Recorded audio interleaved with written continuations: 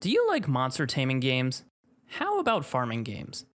Have you ever wondered what would happen if you combined the two and added Fairy Tail's Hiro Mishima into the mix? Look no further, friends. Hey guys, Ramen King here. Hiro Mishima and Marvelous are bringing us a brand new game called Farmagia. I haven't seen a lot of people really talking about this game recently, and it's been in the back of my mind. And I kind of wanted to go through the announcement trailer to kind of see what to expect and understand how the game will play before the game releases on November 1st of this year.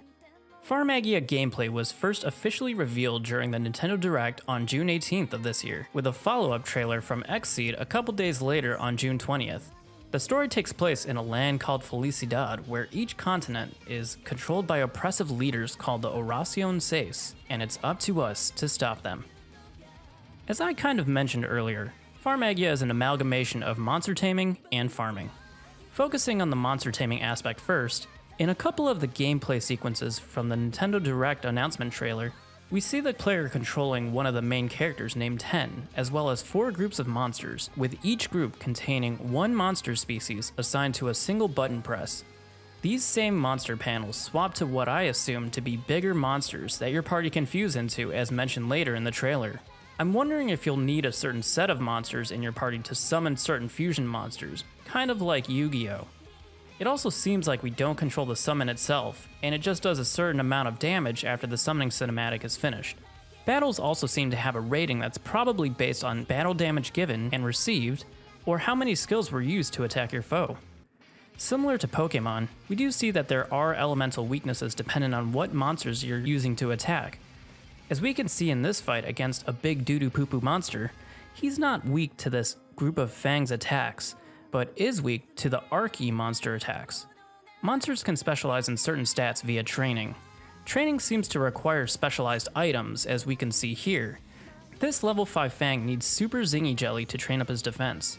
We're not sure if it's always going to be a 1-to-1 item per stat point ratio, but it's definitely possible that as stats reach higher numbers, the ratio of items to stats can change from a 1-to-1 to something like a 2-to-1 or a 3-to-1 ratio.